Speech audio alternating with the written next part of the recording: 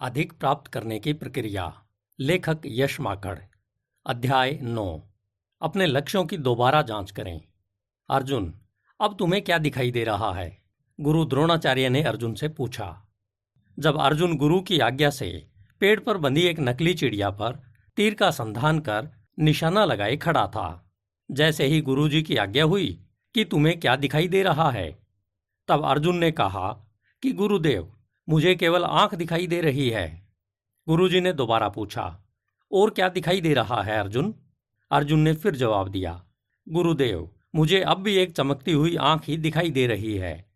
जितनी बार भी अर्जुन से पूछा गया, तब उसने केवल एक ही जवाब दिया कि उसे केवल एक चमकती हुई आंख दिखाई दे रही है, इसके अलावा और कुछ भी दिखाई नहीं दे रहा है। लक्ष्य, इस शब्द से शायद ही कोई अनजान हो। न जाने हमने इसे कितनी बार सुना, समझा और दूसरों को समझाया भी है। हमने अनेकों बार इस पर विचार भी किया होता है कि मैं आज अपने लक्ष्य निर्धारित करूंगा और उन्हीं के अनुसार अपने जीवन में कार्य करूंगा। इसके लिए किताबें खरीदी होंगी, ऑडियो और वीडियो सुने और देखे भी होंगे। लक्ष्यों को आज से पहले कई बार लिखा भी हो सकता है, लेकिन फिर वे कौन से कारण रहे होंगे कि हमें अपने लक्ष्यों को बार बार बनाना पड़ता है। हमने अपने लिए जो लक्ष्य बनाए थे, वह तय करने के बाद न जाने कहाँ खो जाते हैं। हमें पता ही नहीं चलता कि आखिर कब वे हमारे मस्तिष्क से गायब हो गए। फिर अचानक किसी की बातों से प्रभावित होकर दोबारा से अपने लक्ष्य निर्धारित करने में हम जी जान लगा देते हैं, लेकिन थोड़ा समय निकलने के बाद उस लक्ष्य से दूर होना शुरू हो जाते हैं, जिसके अनेक कारण हो सकते हैं, जैसे हमारे वर्तमान के मानसिक दबाव, चिंता, डर और इसे प्राप्त करने की सही प्रक्रिया न होना, वह हमारी अभी की आवश्यकताएं आदि। इस बारे में मेरा आपसे एक प्रश्न भी है कि क्या वास्तव में हम अपने लक्ष्य निर्धारित करने के बाद उसे पाने के लिए सचमुच प्रयास करते हैं? कहीं ऐसा तो नहीं है कि हम अपने लक्ष्यों को पूरा करने के लिए 95% तक पूरे जोश और जुनून के साथ प्रयास करते हैं और फिर आखिरी 5% पाने से पहले ही प्रयासों को छोड़ना शुरू कर देते हैं? आइए इस समस्या का हल हम इस अध्याय में खोजें, ताकि हमारे साथ यह फिर से न हो।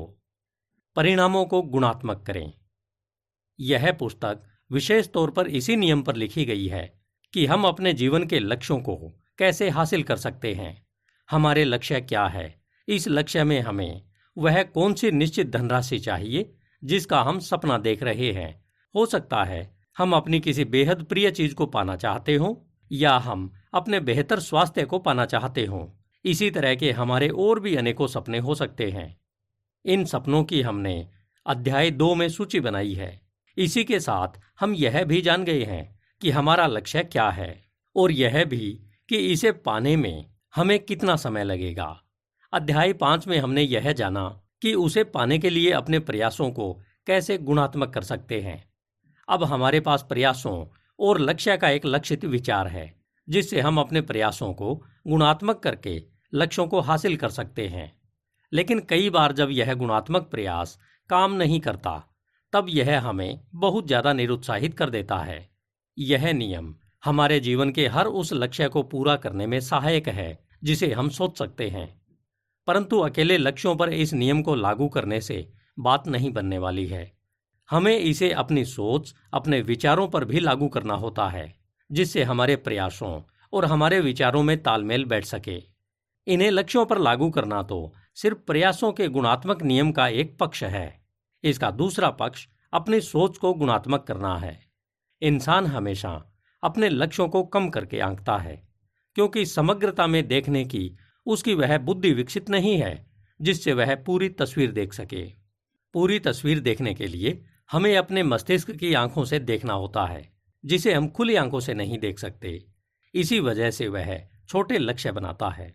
ज्यादातर मामलों में लोग 1 साल या इससे कम का तो आंकलन कर लेते हैं कि उन्हें क्या हासिल करना है और कितना हासिल करना है, लेकिन जब उसे 5 साल या इससे ज्यादा लंबे समय के लिए लक्ष्य निर्धारण और उसके परिणाम के बारे में लिखने के लिए कहा जाए, तो वे थोड़ा ठिठक कर रुक जाते हैं, क्योंकि उन्हें इस बारे में अपनी प्रक्रिया पर थोड़ा अविश्वास होता है कि इतने लंबे समय में पता नहीं क्या होगा, यह काम करेगा या नहीं। जब तक हम इस बारे में अपने सारे संदेह छोड़ नहीं देते हैं, तब तक पूरी व स्पष्ट तस्वीर नहीं देख सकते यह धुंधली ही रहेगी। इस बारे में लेखक ग्रांट कार्टन ने अपनी बेहतरीन पुस्तक 10x रूल में लिखा है कि आप जो भी पाना चाहते हैं, आपने जो भी लक्ष्य निर्धारित किया है, उसे 10 से गुणा कर दीजिए। इससे गुणनफल में जो राशि या वस्तु आती है, इसे पाने के लिए लगने वाले प्रयास को भी 10 गुना कर दीजिए।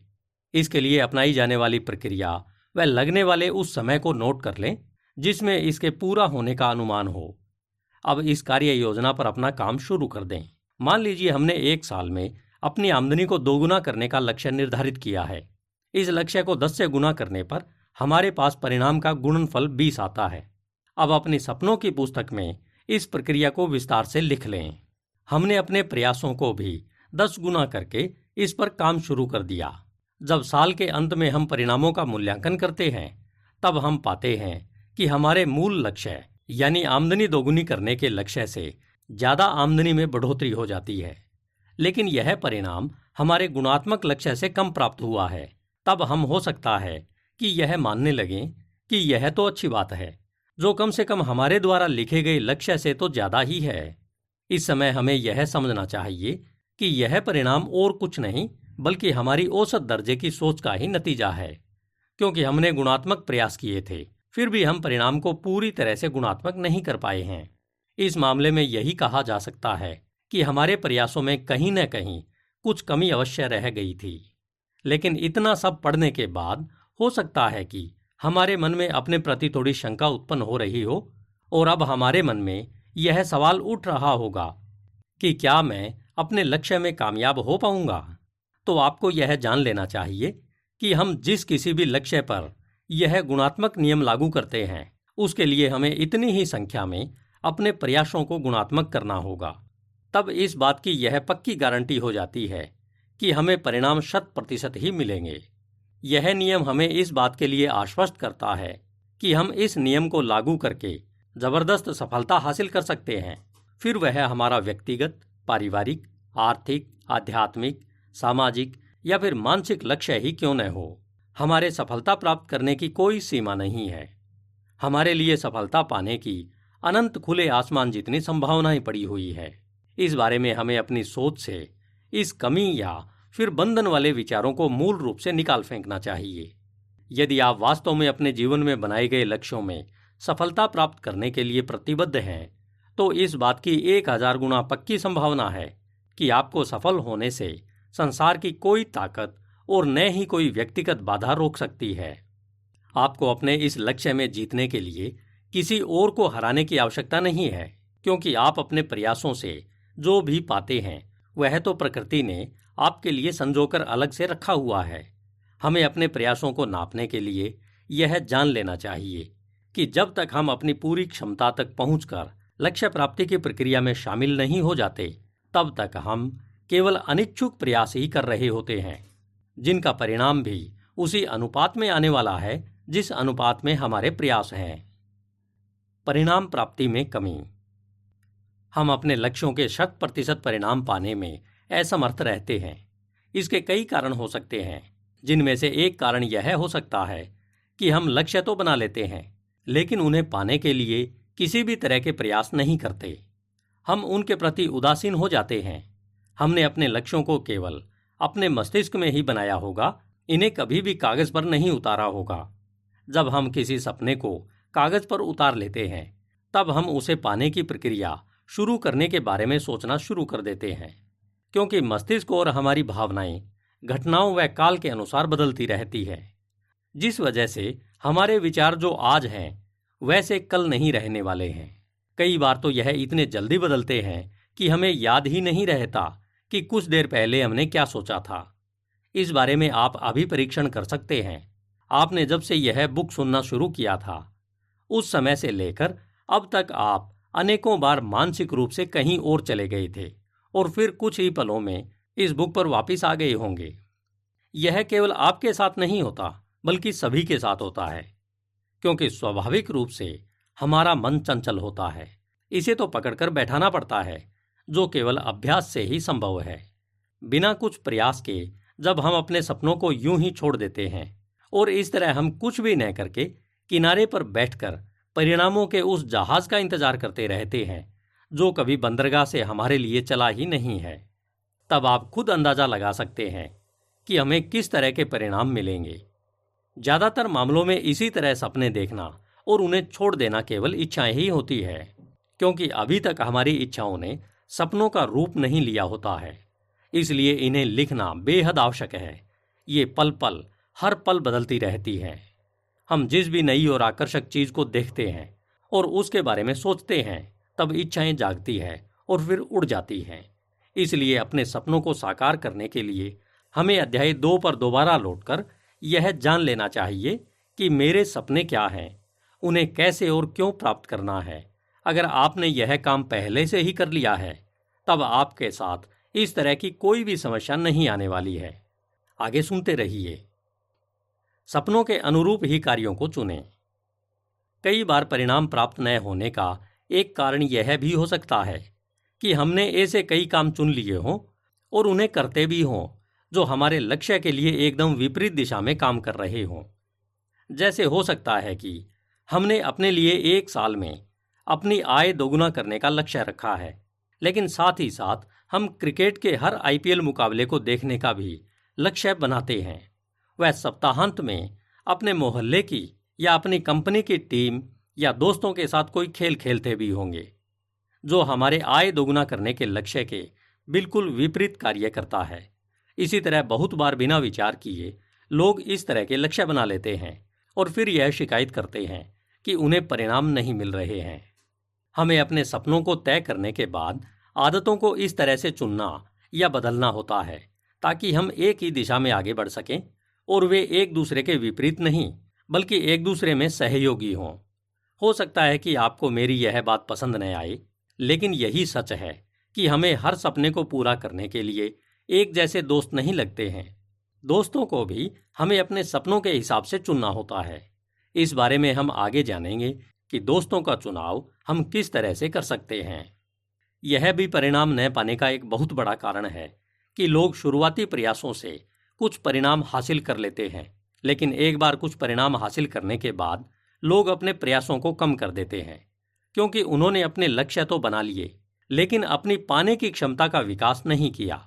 इसी वजह से जब उन्हें परिणाम मिलने लगे, तब उनके परिणामों को पाने का पात्र छोटा होने की वजह से भर गया और इसी के साथ ही उन्होंने अपने प्रयास करने भी बंद कर दिए। इसी वजह से उन्हें परिणाम मिलने भी धीरे धीरे बंद हो गए हैं।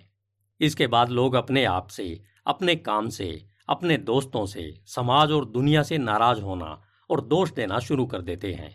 हमें इन सभी कारणों को अपने साथ घटित नहीं होने देना है।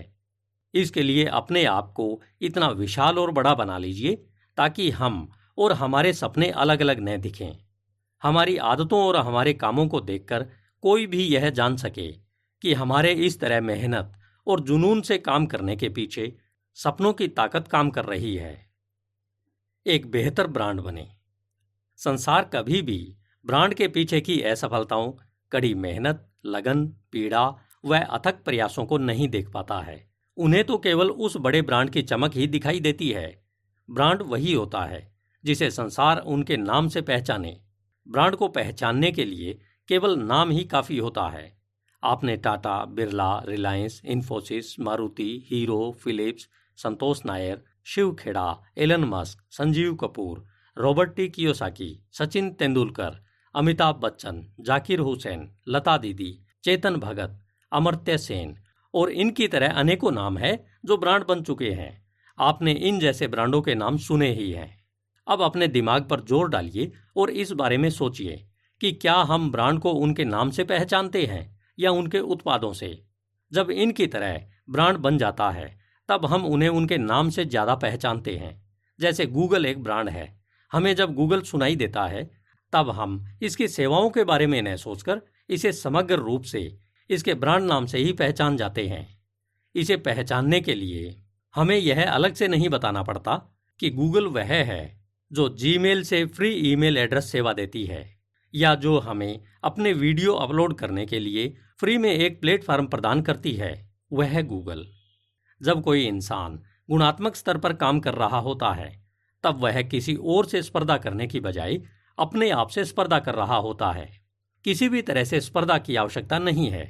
हमें कभी भी बाहर की दुनिया से प्रतिस्पर्धा करने में समय व ऊर्जा नहीं गंवाना चाहिए। इसके बजाय अपने आप को ब्रांड बनाने के लिए कार्य करने की क्षमता को और बढ़ाना चाहिए। जो भी ब्रांड बने हैं या बनने जा रहे हैं, उन्हें इस दौरान अक्सर नई नई चुनौतियों का सामना करना पड़ा है। इन चुनौतियों और समस्याओं से उलझने की बजाय वे मजबूत इच्छा शक्ति और निडरता से उनका विश्लेषण करके अपने समर्थन में उपयोग करते हैं। इसी गुण की वजह से उन्हें ब्रांड के रूप में पहचाना जाता है। वे डर को कम नहीं आंकते हैं, बल्कि उसे समझदारी से संभालने को अपनी जिम्मेदारी मानते हुए इसे अपने पक्ष में कर लेते हैं, जिससे यह डर उनके मानसिक शत्रुओं के साथ मिलकर उनके खिलाफ काम न करने लगे। डर का अपने समर्थन में प्रयोग करें। क्या आपको वर्तमान में कोई डर सता रहा है? क्या आपको अभी भी इस डर का एहसास हो रहा है? यह डर किसी भी तरह का हो सकता है, जैसे आत्मसम्मान, स्वास्थ्य, मित्रता, नौकरी, साख, प्रेम या फिर किसी और चीज के खोने या न पाने का डर भी हो सकता है। किसी भी तरह का डर लग रहा है तो बधाई हो, जिंदगी आपको धक्का दे रही है। यह आपको कुछ करने के लिए प्रेरित कर रही है। यह आपको इस बात का संकेत दे रही है कि आप सही दिशा में आगे बढ़ने की राह पर हैं। हमें इस डर को अपने विरुद्ध प्रयोग नहीं करना है, बल्कि इसे अपने लिए एक प्रेरक अवसर के रूप में देखना चाहिए। जब भी आपको डर महसूस हो, तब परम पिता परमात्मा का धन्यवाद करना चाहिए, क्योंकि वह आपको कुछ करने की प्रेरणा दे रहा है, आपके लिए नई दिशा में आगे बढ़ने को कह रहा है। यह वह समय है जब हमें साहस के साथ अपने काम को शुरू करना होता है। जब हम अपना काम शुरू कर देते हैं और उत्साह के साथ नई समस्या का सामना कर रहे होते हैं, तब हम और बड़ी अनिश्चितता की ओर कदम बढ़ा रहे होते हैं, जो इस बात का संकेत होता है कि हम सही दिशा में आगे बढ़ रहे हैं और सही काम कर रहे हैं। हमने बहुत बार यह सुना होगा कि डर को खत्म कर दिया जाए, लेकिन मुझे लगता है कि हम इसे खत्म तो नहीं कर सकते हैं। यह हमारे विचारों से उत्पन्न होता है, जो कभी कभार स्वतः अकारण ही बाहर आ जाता है और हमें डराने की कोशिश करने लगता है।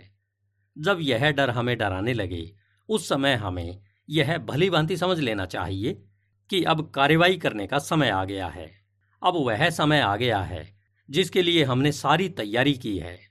हमें इस बारे में विचार करने के लिए एक पल भी नहीं गंवाना चाहिए कि हम क्या कार्यवाही करने वाले हैं या मेरा अगला कदम क्या होगा। इस पर अपना समय और ऊर्जा बिना बर्बाद किए हुए तुरंत काम में जुट जाइए। हम किसी भी बड़े से बड़े डर को केवल और केवल काम में जुटने की समझदारी से ही हरा सकते हैं। हमें तुरंत काम में इसलिए जुटना होता है ताकि हम डर को इतना समय भी न दें कि वह सांस ले सके। अगर हम योजना बनाने, इस पर लंबी चौड़ी गंभीर बातचीत करने व एक्सपर्ट सलाह लेने के चक्कर में पड़ जाएंगे, तब यह डर हमारे आत्मविश्वास, समय और ऊर्जा को नष्ट कर देगा। अतः काम तुरंत शुरू कर देना चाहिए। शुरुआत के लिए ज्यादा सोच विचार की आवश्यकता नहीं होती है, इसे तो बस करना होता है। हम बाद में इसकी रूपरेखा बना लेंगे, इसके बारे में प्लान ऑफ एक्शन भी लिख लेंगे। इस बारे में चिंता न करें कि क्या होगा। चिंता इसलिए नहीं करनी है क्योंकि आपने अब तक अपने सपनों का विश्लेषण कर लिया है और उन्हें वरीयता के हिसाब से लिख भी लिया है। उनके बारे में यह भी तय कर लिया है कि हमें उन्हें क्यों पूरा करना है और कितने समय में पूरा करना है, इसके लिए क्या काम करना है, और यह भी कि हमने अपने सपनों की डायरी में इसे अच्छे से लिख भी लिया है। मैं यह इसलिए कह रहा हूं कि तुरंत काम शुरू करने में कोई झिझक न करें, क्योंकि अगर योजना में थोड़ा बदलाव भी करना पड़े तो इससे कोई फर्क नहीं पड़ता है। हम बाद में भी आवश्यक बदलाव कर लेंगे। हम जितनी तेजी से काम की शुरुआत कर देते हैं, उतनी ही तेजी से हम डर को कम कर लेते हैं। आपने यह कहावत तो जरूर सुनी होगी कि खाली दिमाग शैतान का घर होता है। यह कहावत डर और शंका की भावनाओं के बारे में ही बनाई गई है। जब हम व्यस्त होते हैं, तब हमारा मस्तिष्क दूसरी तरह के फालतू काम या विचार नहीं सोच सकता है। सपने जो हमें निराश करते हैं। सपनों की सीमाएं तय करते समय हमें कुछ सावधानियां भी रखनी होगी, क्योंकि कई बार हम भावनाओं में इतने बह जाते हैं कि गलत नाप के सपने देखना शुरू कर देते हैं, जो हमें ऊर्जा नहीं देंगे बल्कि हमारे मानसिक बल को कमजोर कर देंगे। इसलिए किसी भी प्रकार की अति पर न जाएं। ज्यादा बड़ी चीज हमेशा सही नहीं होती है। जैसा अध्याय 3 में हमने जाना है कि अपने सपनों को परिवेश, पूंजी, संख्या व क्षेत्र के उस तालमेल को खोजें जो सचमुच आपके नाप का हो, जो आपके व्यक्तित्व, रुचियों, आशाओं, इच्छाओं व आपके सपनों के लिए एकदम फिट बैठता हो। स्वप्नदर्शियों के लिए शुरुआती सपने बड़े होते हैं। जब आपके अनुभव का विस्तार होगा तो आपका आत्मविश्वास भी बढ़ेगा। इस समय आप जितना बड़ा सोच सकते हैं सोचें। बाद में आप अपने सपनों को इच्छा अनुसार छोटा या बड़ा कर सकते हैं। आपको अपने आप से यह पूछना है कि अपने वर्तमान सपनों से मैं तनावपूर्ण महसूस कर रहा हूं या ऊर्जावान। मुझे अपने सपनों में क्या परिवर्तन करना चाहिए ताकि मुझे उनको पूरा करने की प्रेरणा मिले। यह आपको अजीब लग सकता है कि कभी सपने भी किसी को निराश कर सकते हैं, जबकि सपनों के बारे में मानव सभ्यता की शुरुआत से ही वकालत की गई हो। सपने और इच्छा शक्ति ही तो है जो संसार को प्रगति का मार्ग दिखाती है। हमारे लिए आज जो सभी सांसारिक वस्तुएं, सेवाएं, सुविधाएं और हर वह कार्यकलाप जो हम देख सकते हैं, महसूस कर सकते हैं, उन्हें सृजन करने की असली शक्ति है। इनके बिना इंसान इंसान नहीं बल्कि एक पशु मात्र ही रह जाएगा। लेकिन यह सच है कि कई बार लोग अपने सपनों के कारण भी अपने आप को पीछे की ओर धकेलने के लिए खुद जिम्मेदार हैं। कभी कभी व्यक्ति अनजाने में इतने बड़े और अवास्तविक सपने देख लेता है और उन्हें पूरा करने का संकल्प भी कर लेता है, जिन्हें पूरा करना उसके वश की बात नहीं होती है। इस समय आपके दिमाग में यह विचार आ सकता है कि जब हमने हर जगह यह पढ़ा, सुना और देखा है कि हम केवल सपना देखें और उसे पाने के लिए सच्चा प्रयास करें, तो प्रकृति हमें उसे साकार करने में सहयोग करती है और हम उसे सच साबित कर सकते हैं। आपका यह सोचना बिल्कुल सही है, लेकिन सपने जब तार्किक, नापने योग्य और समयबद्ध हों, तभी आकर्षण का सिद्धांत काम करता है और तभी प्रकृति के आशीर्वाद का सिद्धांत काम करता है। सपना देखना एक बात है और उसे पूरा करना इससे बिल्कुल अलग बात है। इसे समझने के लिए मान लीजिए किसी ने यह तय किया है कि उसे 1 साल में 1 करोड़ रुपए कमाने हैं, लेकिन वर्तमान में उसकी स्थिति का आंकलन किया जाए तो उसके पास आमदनी का कोई निश्चित स्रोत नहीं है और न ही उसके पास कोई ठोस कार्य योजना है। अगर वह कार्य योजना बना भी लेता है तो उसके अनुभव के आधार पर यह कार्य योजना यह काम बिल्कुल भी नहीं कर सकती है। ताकि वह हर घंटे 4845 रुपये अभी से कमाना शुरू कर दे, वह मासिक 8,33,333 रुपये 33 पैसे कमा सके। कुछ लोग इतने बड़े सपने बना लेते हैं और उन्हें पूरा करने में अपना समय और ऊर्जा व्यर्थ गंवा देते हैं।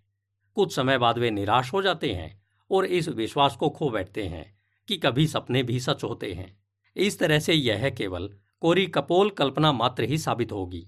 मेरा यह बिल्कुल भी नहीं कहना है कि बड़े सपने नहीं देखने चाहिए। हर किसी को ईश्वर ने यह स्वतंत्रता प्रदान की है कि वह जितना अनंत आसमान है उससे भी आगे सपने देख सकता है। लेकिन सपने देखते समय इस बात का अवश्य ध्यान रखना चाहिए कि वह नापने योग्य, समयबद्ध और तार्किक होने चाहिए। जैसे हमें सपनों का चुनाव सावधानी से करना चाहिए, इसी तरह दोस्तों को भी सावधानी से चुनना चाहिए। आइए जानते हैं कैसे। दोस्तों का चुनाव सावधानी से करें। दोस्त जो जान से भी प्यारा होता है, जिसे हम अपने मन की हर वो बात बता सकते हैं जो अपने परिजनों को बताने से कतराते हैं। दोस्ती कभी चुनाव से नहीं बल्कि दिल से होती है। अगर किसी के सच्चे दोस्त नहीं है तो वह इंसान आधा होता है। दोस्त दोस्त होता है, उसमें कभी छोटा या बड़ा कुछ नहीं होता है। लेकिन जब हम अपने सपनों को साकार करने की प्रक्रिया शुरू करते हैं, तब केवल हम ही वह अकेले इंसान होते हैं जो अपने सपनों और लक्ष्यों को महसूस कर सकते हैं, उन्हें देख सकते हैं। इस बारे में मैंने आपसे पहले भी जिक्र किया था कि यह बात मेरे दोस्त ने मुझे बताई थी। आपने संपत्ति और दायित्व के सिद्धांत के बारे में अवश्य सुना होगा कि दायित्व वह होते हैं जो आपकी जेब से पैसे निकालते हैं और संपत्ति वह जो आपकी जेब में पैसे डाले। संपत्ति केवल पैसा ही नहीं होता, यह बौद्धिक संपदा और दोस्त के रूप में भी हो सकती है। अगर हमारा लक्ष्य अपने स्वास्थ्य को ठीक रखना है, जिसके लिए सुबह व्यायाम, योग, आसन और प्राणायाम करने की आदत विकसित करनी पड़ेगी। इसके लिए हमें एक ऐसा दोस्त चाहिए जो हमें रोजाना सुबह जगाकर साथ में लेकर जाए। अब जब आप इसके साथ सुबह जाना शुरू कर देते हैं तो यह आपको स्वस्थ रहने के बेहतरीन टिप्स दे सकता है। यह आपको व्यायाम कैसे करना चाहिए से लेकर स्वस्थ रहने के लिए क्या, कब और कितना खाएं या न खाएं, इस बारे में वह गजब की जानकारी देगा। लेकिन यह दोस्त आपको केवल सुबह या फिर अगर आप शाम को भी जॉगिंग और व्यायाम के लिए जाते हैं तब चाहिए होता है। बाकी के दिन के लिए आपको दूसरे दोस्तों की आवश्यकता रहती है। एक ही दोस्त हर काम के लिए सही नहीं रहता है। जो दोस्त स्वास्थ्य के बारे में आपके लिए पारस पत्थर का काम कर सकता है, यह जरूरी नहीं है कि वह आपके आर्थिक लक्ष्यों में भी इसी तरह सहायक होगा, क्योंकि धन के मामले में उसके विचार आपके विचारों से भिन्न हो सकते हैं। आर्थिक लक्ष्य पाने के लिए जिन दोस्तों की आवश्यकता पड़ने वाली है, उनके लिए जो दोस्त लगने वाले हैं, उनका चुनाव भी बहुत सावधानी से करना चाहिए। मान लीजिए आपने इलेक्ट्रिक व्हीकल बनाने और उन्हें डीलर को बेचने का कार्य शुरू किया है या फिर इसे शुरुआत करने का लक्ष्य बनाया है। इसके लिए अगर आपके पास वे दोस्त हैं जो इस बिजनेस को सफलतापूर्वक चला रहे हैं, तब तो बहुत बढ़िया। आप दिन में एक बार नहीं तो सप्ताह में एक बार उनके पास जाएं, उनसे इस बारे में बात करें, उनके काम करने, डीलर से बात करने, ग्राहकों को अपने उत्पादों और फ्रेंचाइजी के बारे में समझाते हुए, इस बारे में समस्या का समाधान करते हुए और इससे मजे करते हुए देखें।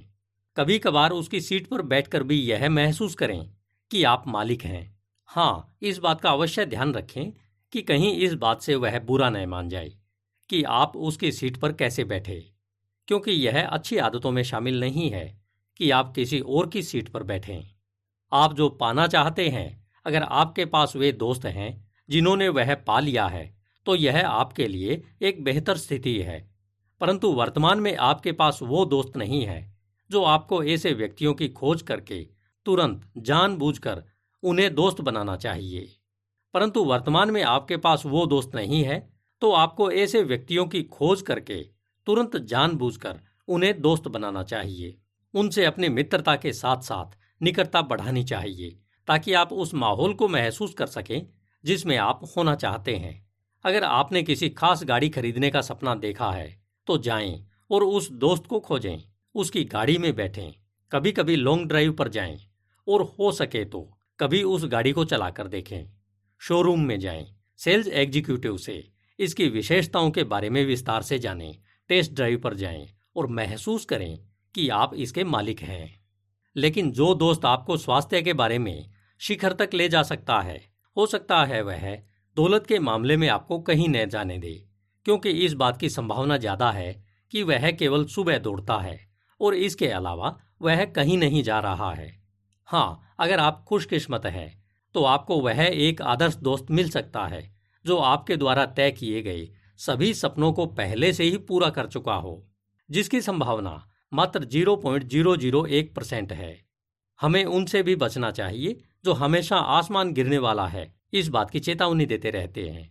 इनसे जितना बचा जा सके बचें।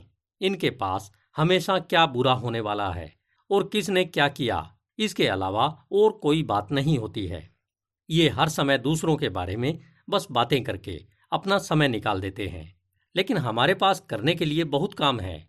बस इनसे दूर रहें और अपने काम में लग जाएं। अब हम अपने सपनों की दोबारा से जांच कर चुके हैं, तब हमारे लिए यह जानना आवश्यक होता है कि हमें अपने लक्ष्यों व सपनों को पूरा करने के लिए कार्य योजना को कैसे बनाना है, वह उनके अनुसार काम कैसे करना है। इसे आप विस्तार से अगले अध्याय में पढ़ेंगे। धन्यवाद। HindiAudiobook.com। आपका दिन शुभ हो।